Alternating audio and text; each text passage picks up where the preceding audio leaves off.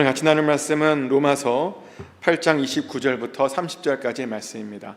우리 다 같이 한 목소리로 읽겠습니다. 로마서 8장 29절부터 30절까지 말씀입니다.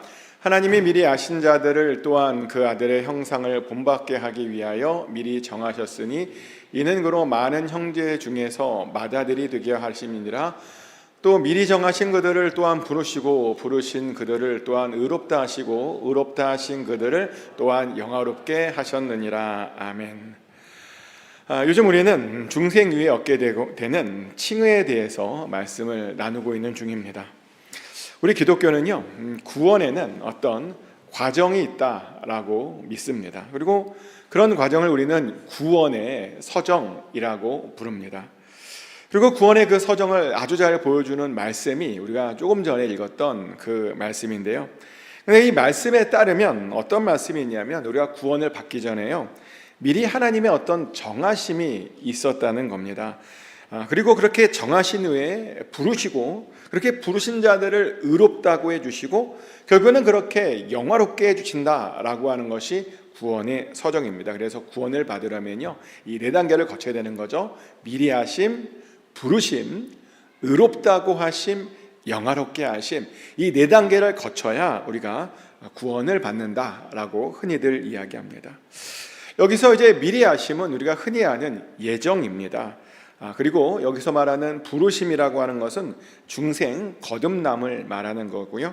그다음에 여기서 말하는 의롭다 하심은 우리가 칭의라고 부르는 것이고요. 영화롭게 하심은 우리가 말 그대로 영화의 단계다라고 그렇게 부릅니다. 근데 오늘 저는 이 네 개의 단계 중에서요, 특별히 칭의의 단계에 대해서만 같이 좀 말씀을 좀 나누려고 하는데, 왜냐하면 제가 계속 몇 주 동안 말씀을 나눠드렸지만 많은 사람들이 칭의에 대해서 아는 것 같은데 의외로 또 모르시는 분들도 많기 때문이죠. 심지어 어떤 사람들은요, 칭의와 성화가 다른 것 아니냐라고 생각하는 분들도 있습니다. 실제로 어떤 사람들은요, 우리가 거듭나면 칭의를 얻게 되어서 이제 성화의 길로 가는 것이다 라고 생각하는데, 아니요, 칭의와 성화는 같은 겁니다. 같은 단계입니다. 그래서 이것이 왜 같은지 신학적으로 좀 보면, 우리가 성화라고 할 때는 성화가 뭐냐면 거룩한 삶을 살아가는 것을 우리가 성화라고 합니다. 그런데 거룩하다라고 하는 그 말의 의미가 뭔지 아십니까? 거룩하다, 히브리어로 거룩하다라고 하는 단어는요, 우리가 카도시라고 말하는데, 이 카도시의 뜻은 뭐냐면 구별하다, 분리하다, 성별하다, 하나님께 드리다, 하나님의 것으로 삼다라고 하는 그런 뜻을 가지고 있습니다. 그래서 우리가 거룩을 한마디로 정의하면 어떻게 정의할 수 있냐면요, 구별하여서 하나님께 속해 있는 상태, 그런 것을 우리가 거룩하다라고 부릅니다. 그래서 사실 그런 이유 때문에 우리가요, 성전을 거룩하다라고 그렇게 부를 수 있는 거죠. 또 그런 이유 때문에 우리가 성전 안에 있는 모든 물건들도 우리가 거룩하다라고 그렇게 부를 수 있는 겁니다. 왜냐하면 그런 모든 성전도 그렇고 성전 안에 있는 물건도 그렇고요, 모두 구별되어져서 하나님께 바쳐진 것들이거든요. 그래서 그런 것도 우리가 거룩하다라고 말하는 거죠. 근데 사실 그런 것들만 바쳐진 것이 아니죠. 사실 이스라엘 전체도 바쳐진 겁니다. 그래서 우리가 이스라엘을 뭐라고 부르죠? 이스라엘을 거룩한 민족이다라고 그렇게 부르죠. 그리고 그 말은 무슨 말이냐면 새로운 이스라엘이 된 우리들도요, 사실 거룩한 사람들이다라고 부를 수 있는 겁니다. 실제로 우리 기독교에서요, 구원받은 사람들을 뭐라고 부르죠? 우리가 구원받은 사람들을 성도, 홀리 피플이라고 부릅니다. 다시 말하면 우리 모두가 거룩한 사람이죠. 그리고 우리가 그렇게 성도로서 우리가 이제 거룩한 삶을 살아가고 있는 중입니다. 그리고 사실 우리가 거룩하다라고 이렇게 부를 수 있는 이유가 있는데요, 사실 우리가요, 구별되어진 존재들입니다. 우리가 사실요, 하나님께 바쳐진 존재들입니다. 우리가 구별되어졌느냐? 네, 우리가 확실히 구별되어진 것이 맞는데요, 왜냐하면 보니까 이 구원이라고 하는 것이요, 막 아무나에게 주어지는 것이 아니더라고요.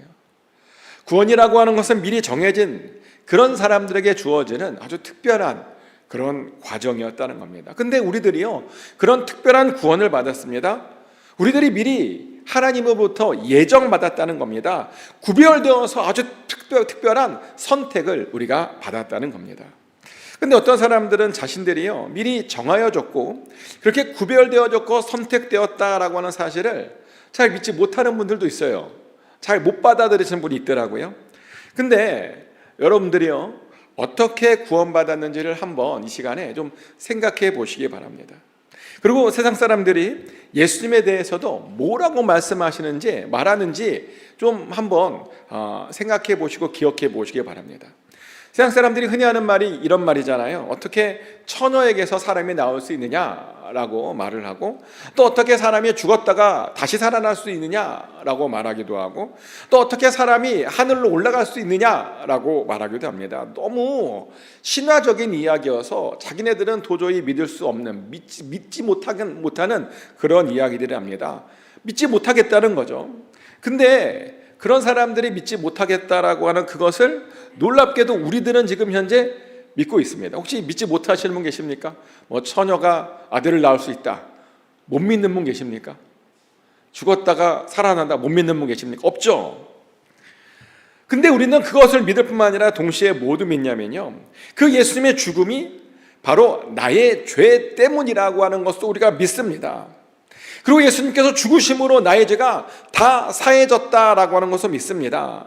예수님께서 그래서 나의 주인이 되어셨다는 것을 믿고 있고요, 그래서 우리가 사탄의 나라에서 하나님의 나라로 지금 옮겨졌음도 우리가 믿고 있습니다.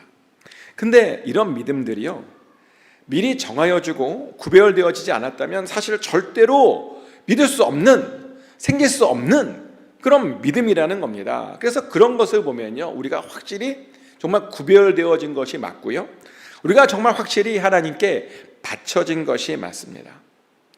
그 말은 우리들이 정말 말 그대로 거룩한 백성, 성도라는 뜻입니다. 거룩하다라는 뜻입니다. 그런데 이렇게요 거룩한 사람들이 거룩한 삶을 살아내는 것, 우리가 그것을 뭐라고 부르냐면 우리가 그것을 성화라고 부릅니다.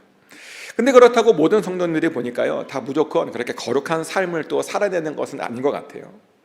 거룩한 사람이라는 이름은 받았지만 실제로 거룩한 삶을 살아내지 못하는 사람들이 꽤 의외로 많다는 것이죠. 그것은 우리 주변만 봐도 잘 알 수 있는데요, 예수 믿는 모든 사람들이 정말 우리가 성도라고 불림받고 있지만 모두 다 거룩한 삶을 살아내던가요?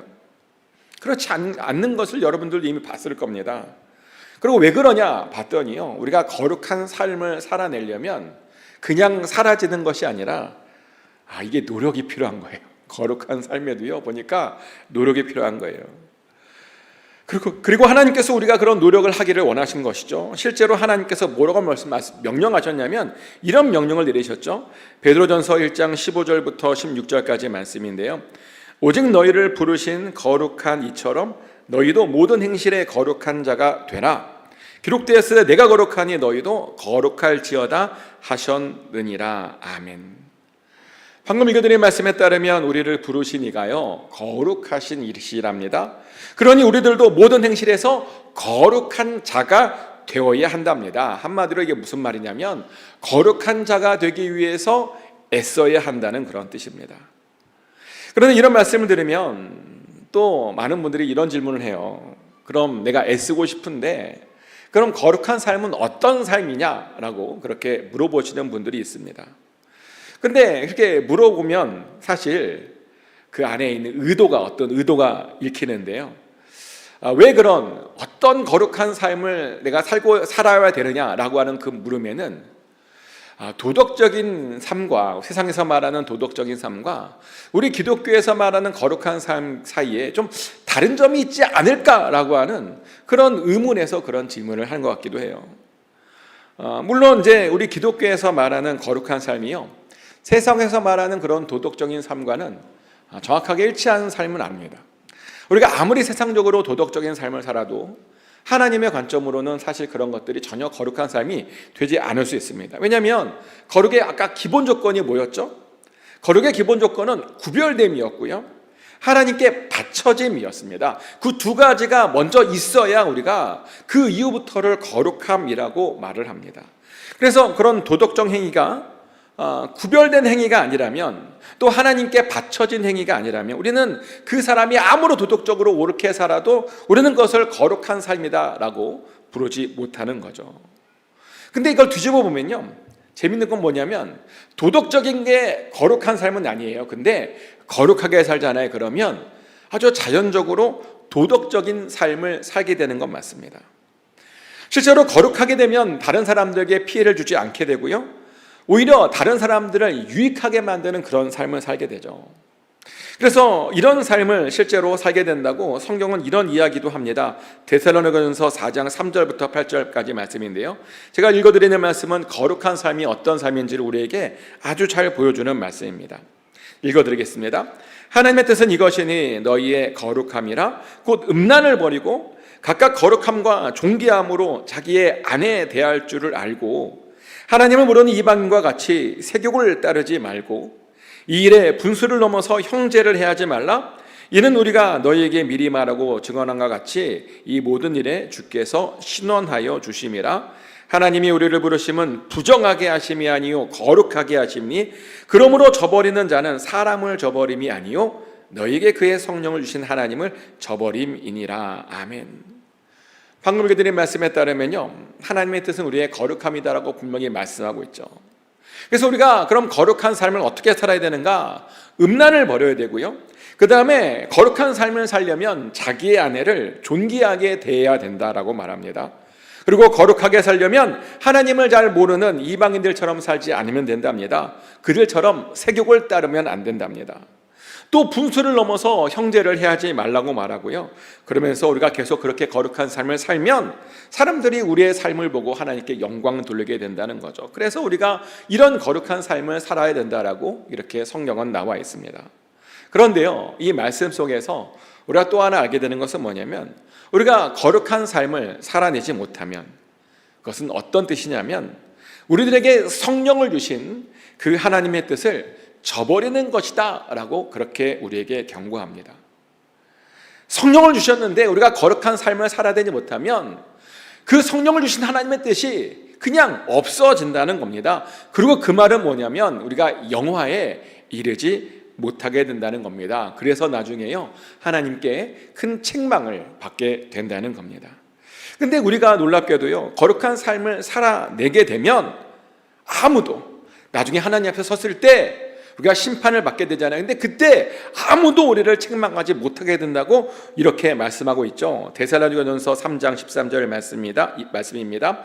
너희 마음을 굳건하게 하시고 우리 주 예수께서 그의 모든 성도와 함께 강림하실 때 하나님 우리 아버지 앞에서 거룩함에 흠이 없게 하시기를 원하노라. 아멘. 바울은요, 하나님을 따르며 거룩한 삶을 살려고 하는 모든 자들을 향해 이제 뭐라고 축복하냐면, 마음을 굳게 해서 주님께서 강림하실 때 하나님 앞에서 우리가 거룩하고 흠이 없게 되기를 위해서 그렇게 축복을 했습니다. 하나님 앞에 섰을 때 책망할 것 없이 없어야 된다라고 하는 거죠. 바울은 이렇게 우리가 어떻게 거룩한 삶을 살아갈 것인지, 우리가 어떻게 성화의 삶을 우리가 살 수 있을 것인지 이렇게 알려주고 있습니다. 그래서 우리는 이런 여러 거룩함에 대한 가르침, 성화에 대한 가르침을 따라서 마땅히 정말 우리가 거룩한 삶을 살아야 합니다. 그렇게 성화의 길을 가야 합니다. 근데 제가 왜 이렇게 한참 또 성화에 대해서 얘기를 했냐면, 바울의 이런 그는 거룩한 삶에 대한 요구가요, 사실은 칭의를 얻게 되는 그런 과정과 굉장히 비슷하기 때문입니다.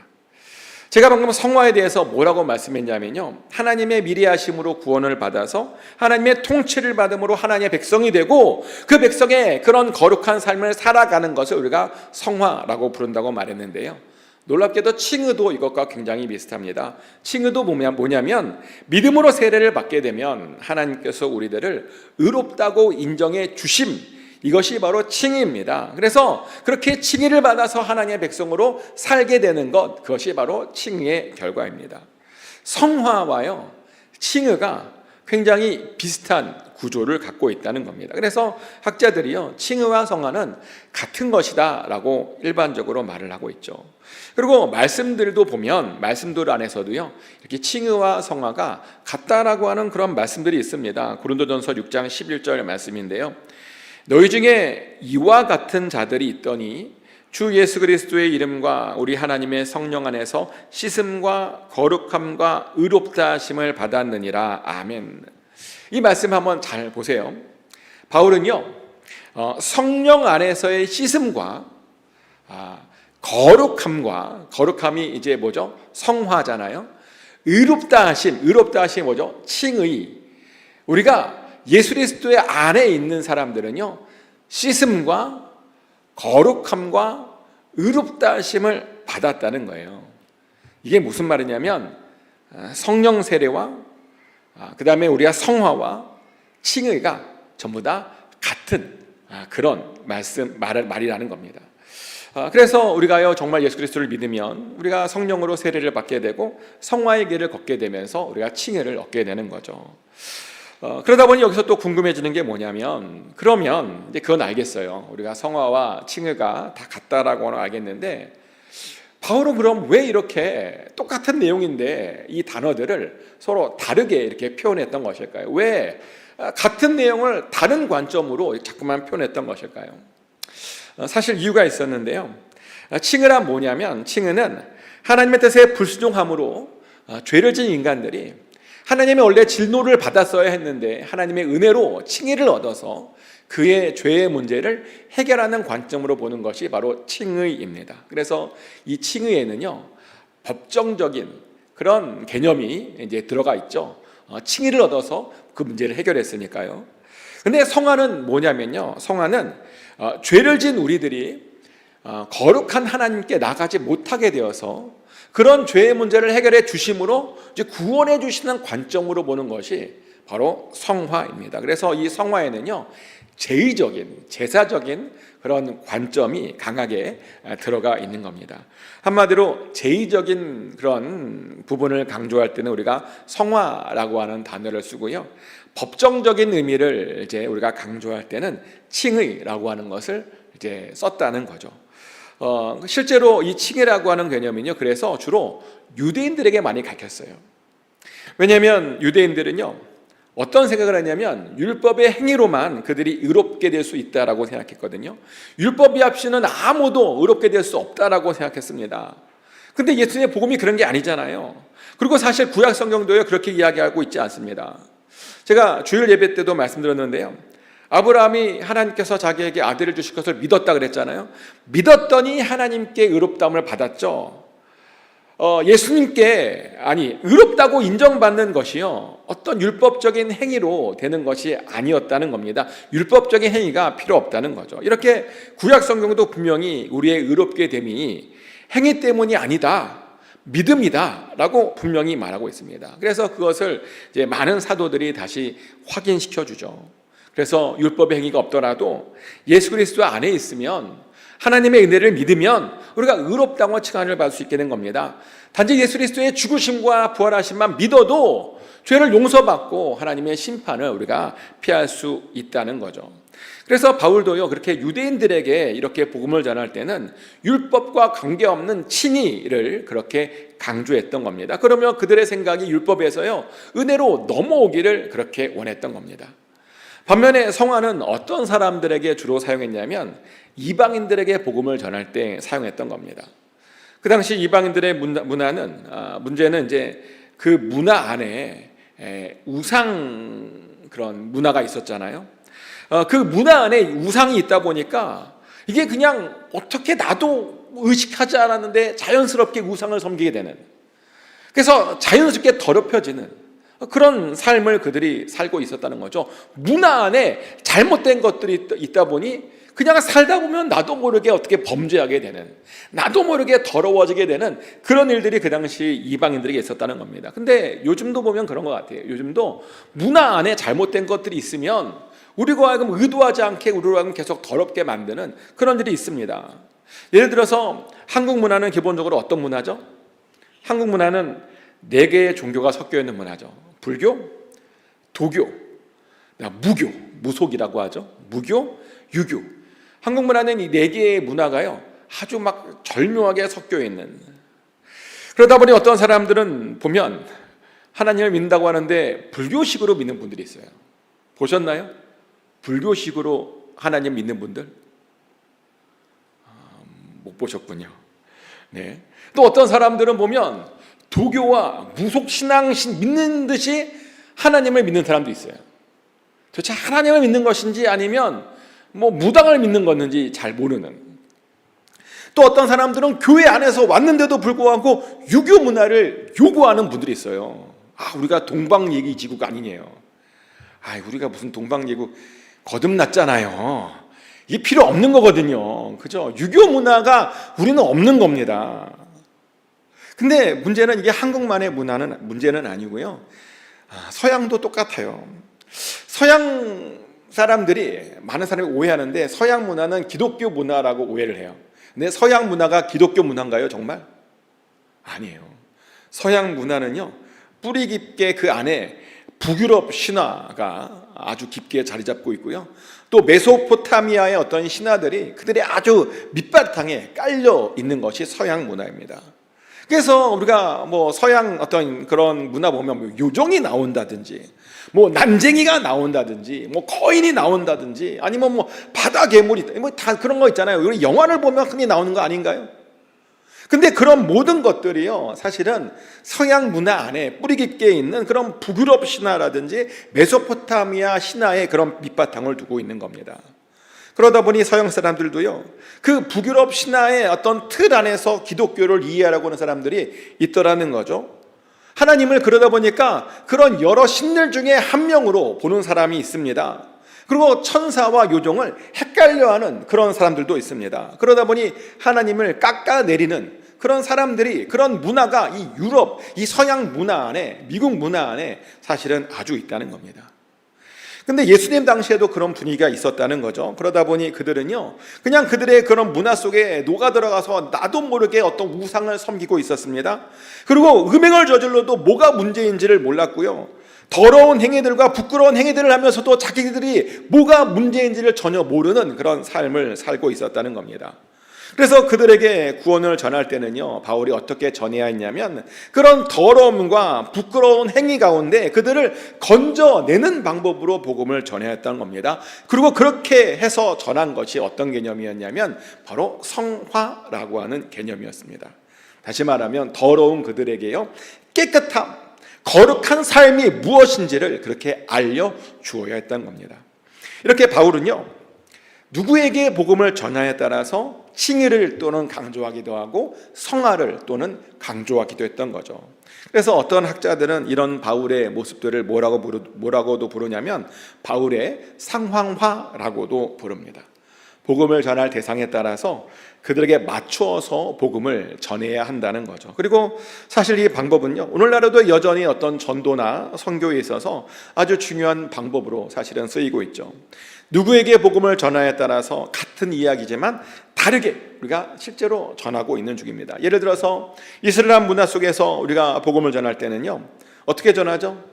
코란 갖고 전합니다. 같이 코란을 공부하면서 코란에서 뭐가 잘못됐는지를 집어내면서 그렇게 복음을 전합니다. 그러며 그들의 선지자가 참 선지자가 아니라 우리 예수님이 참 선지자인 것을 증명하죠.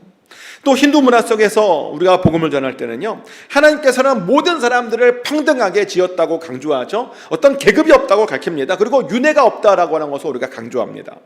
또 불교나 무속에 빠져있는 사람들에게는요, 참 진리와 참 영은 하나님밖에 없다고 강조합니다. 우리의 운명을 주관하시는 분은 오직 하나님밖에 없다고 그렇게 강조합니다.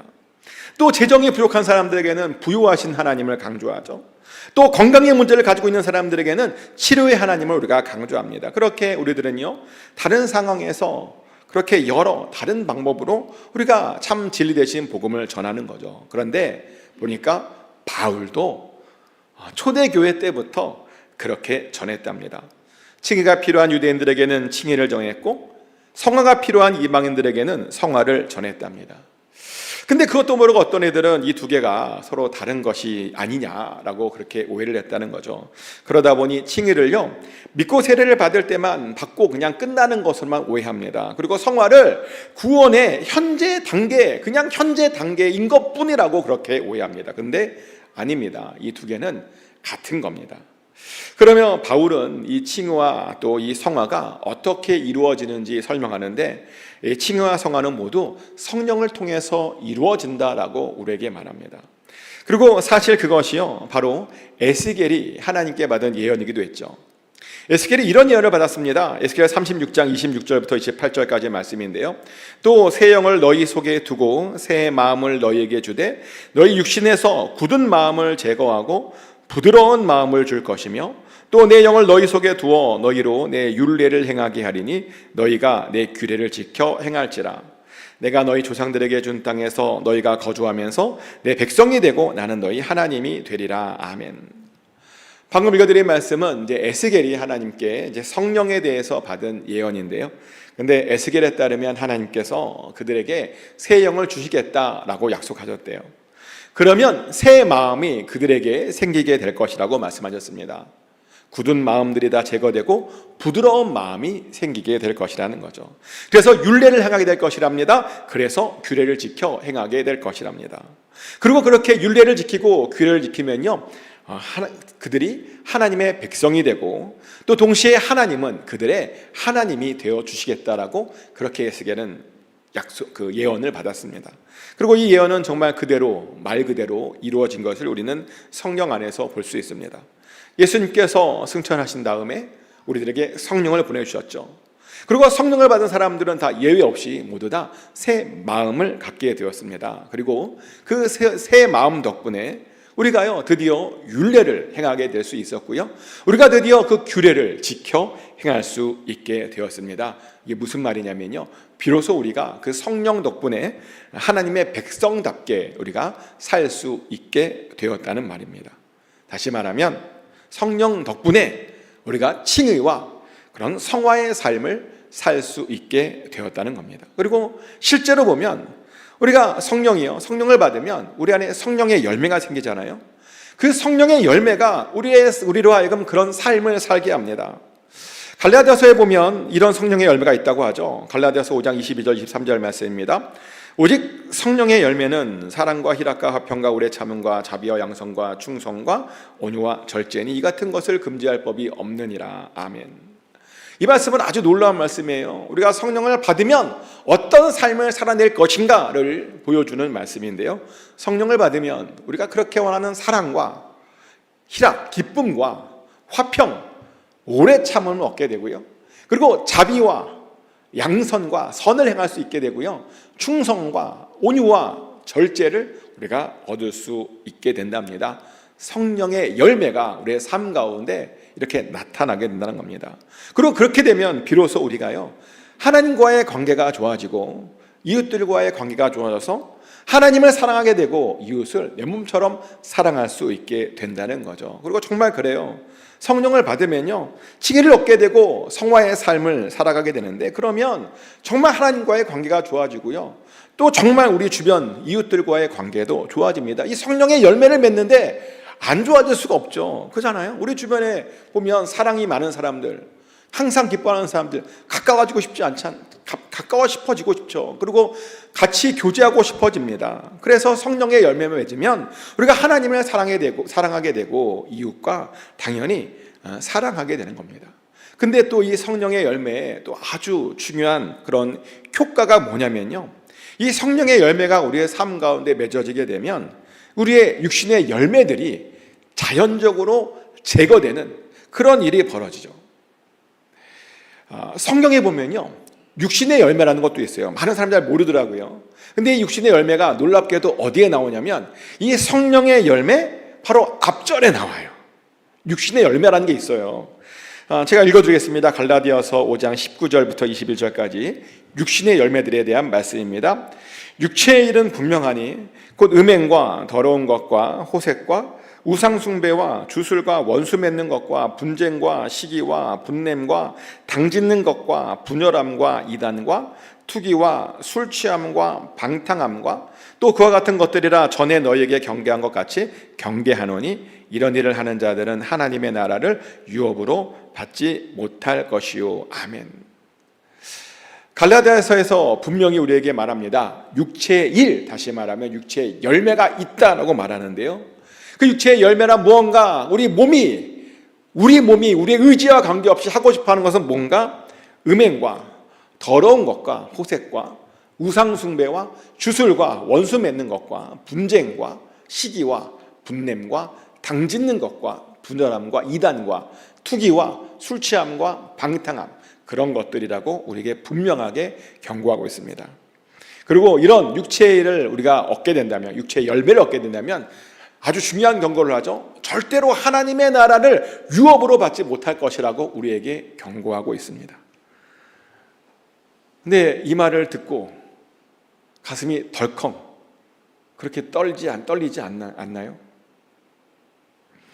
왜냐하면 사실 우리가요, 나도 모르게 이런 일들을 행할 때가 있어요. 세상 안에 살다 보면 나도 모르게 우상에 이렇게 섬기게 될 때가, 우상에 빠지게 될 때가 있죠. 세상 사람들과 이렇게 어울려 살다 보면 정말 미운 사람, 그래서 원수를 맺게 되는 사람이 있습니다. 또 세상에서 살다 보면 나도 모르게 자꾸만 시기가 올라오고 화가 올라와서 힘들어할 때가 있고요.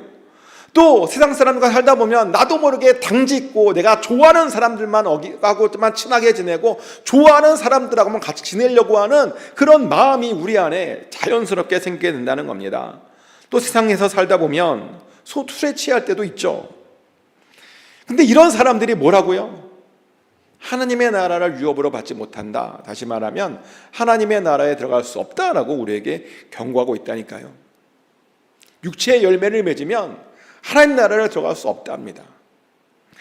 근데 감사한 것은 뭐냐면 성령을 받은 사람들은 사실 이런 육체의 열매에 대해서 전혀 걱정할 필요가 없다는 거죠. 왜냐하면 이런 육체의 일들은 우리가 성령 충만하면 자연스럽게 다 해결될 수 있기 때문이죠.